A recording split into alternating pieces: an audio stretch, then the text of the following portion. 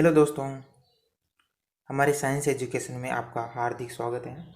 हम बात कर रहे हैं प्रोकैरियोटिक एवं यूकैरियोटिक कोशिकाओं में अंतर क्या है। तो बात करते हैं हम प्रोकैरियोटिक कोशिका की कि प्रोकैरियोटिक कोशिका ये प्रारंभिक कोशिका है। ये क्या है? प्रारंभिक कोशिकाएं है। प्रारंभिक कोशिकाएं है, ये प्रारंभिक कोशिकाएं हैं। और यूकैरियोटिक कोशिका जो होती है वो सुविकसित कोशिकाएं होती है।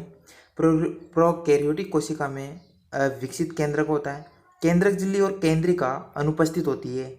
और प्रोकैरियोटिक कोशिका में झिल्ली युक्त कोशिकांग अनुपस्थित होते हैं। क्या होते हैं? झिल्ली युक्त कोशिकांग अनुपस्थित होते हैं। समसूत्री विभाजन नहीं होता है इनमें। प्रोकैरियोटिक कोशिका में समसूत्री विभाजन नहीं होता। शोषण तंत्र प्लाज्मा झिल्ली में होता है। शोषण तंत्र कहाँ होता है? प्लाज्मा झिल्ली में होता है। प्रकाश संश्लेषण तंत्र झिल्लियों में होता है तथा हरित लवक अनुपस्थित होता है। यूकैरियोटिक कोशिका में सुविकसित कोशिकाएं होती है। पूर्ण विकसित केंद्रक होता है। पूर्ण विकसित केंद्रक होता है। केंद्रक झिल्ली व केंद्रिका उपस्थित और इसमें अनुपस्थिति प्रोकैरियोटिक में, यूकैरियोटिक में उपस्थिति। झिल्ली युक्त कोशिका अंगक उपस्थित। समसूत्री विभाजन होता है यूकैरियोटिक में। और शोषण तंत्र माइटोकॉन्ड्रिया में होता है। प्रकाश संश्लेषण तंत्र हरित लवक में होता है। प्रकाश संश्लेषण तंत्र हरित लवक में होता है। राइबोसोम एस प्रकार का होता है। राइबोसोम इसमें एस प्रकार का होता है। इसमें राइबोसोम एस प्रकार का होता है। और यूकैरियोटिक कोशिका में राइबोसोम 80 एस प्रकार का होता है। प्रोकैरियोटिक में कोशिका भित्ति पतली होती है। कसाबी का सूक्ष्म जो तंतु है, कसाबी का सूक्ष्म तंतु जो होते हैं, कसाबिका में सूक्ष्म तंतु होते हैं। कसाबिका में क्या होते हैं? सूक्ष्म तंतु होते हैं। रेक्तिका अनुपस्थित होती है। लैंगिक जनन नहीं होता। कोशिका विभाजन विखंडन मुकुलन द्वारा होता है कोशिका विभाजन। और केवल एक गुणसूत्र पाया जाता है प्रोकैरियोटिक कोशिका में। केवल एक गुणसूत्र पाया जाता है।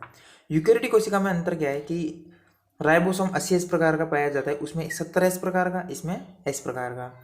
इसकी कोशिका भित्ति, प्रोकैरियोटिक कोशिका भित्ति पतली है तो इसकी मोटी होती है। और कसाबिका में सूक्ष्म नलिका पाई जाती है, यानी कि सूक्ष्म नलिका की व्यवस्था होती है। रिक्तिका उपस्थित होती है। लैंगिक जनन होता है यूकैरियोटिक कोशिका में। और इसमें जो कोशिका विभाजन होता है वो समसूत्री व अर्धसूत्री विभाजन द्वारा होता है। और इसमें विखंडन और मुकुलन द्वारा होता है।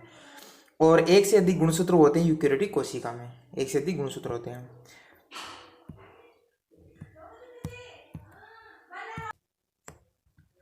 ये प्रोकैरियोटिक कोशिका की ये संरचना होती है और यूकैरियोटिक कोशिका की ये संरचना होती है। तो प्रोकैरियोटिक कोशिका की संरचना में हम जैसे कि बात करें कि पहले प्रोकैरियोटिक कोशिका की बात करें कि प्रोकैरियोटिक कोशिका में क्या होता है।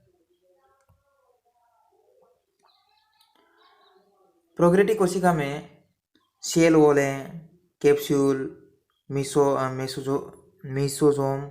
राइबोसोम, साइटोप्लाज्म, बैक्टीरिया से डीएनए, न्यूक्लियड, प्लाज्मा मेम्ब्रेन, ये सभी उपस्थित होती है प्रोकैरियोटिक कोशिका में।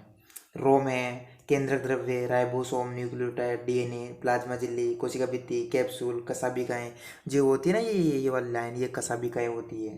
क्या होती है? कसाबिकाएं। और जो इसके साइड में रोम निकले होते हैं, रोम, उसको रोम बोलते हैं। रोम निकले होते हैं साइड में किनारों पे इनके रोम निकले होते हैं। और जो केंद्रक, इनमें केंद्रक पाया जाता है। ये केंद्रक है, ये वाला इसके केंद्रक है। केंद्रक में डीएनए होता है और राइबोसोम भी उपस्थित, जो नीले नीले जो कलर के, ये राइबोसोम है।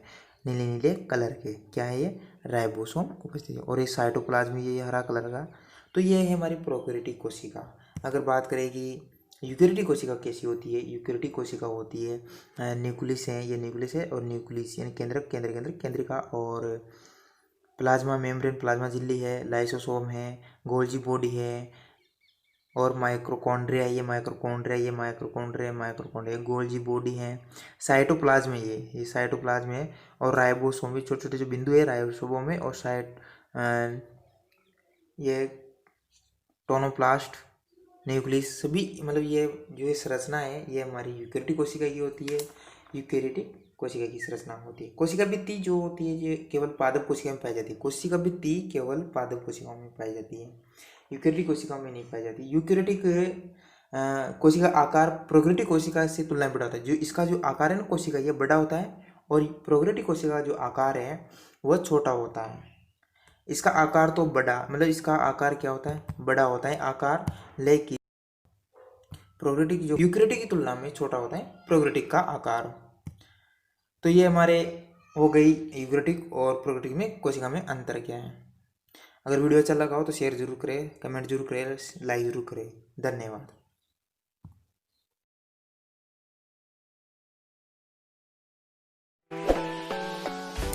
सब्सक्राइब कीजिए हमारे चैनल को और बेल आइकॉन को दबाइए हमारी लेटेस्ट वीडियो सबसे पहले देखने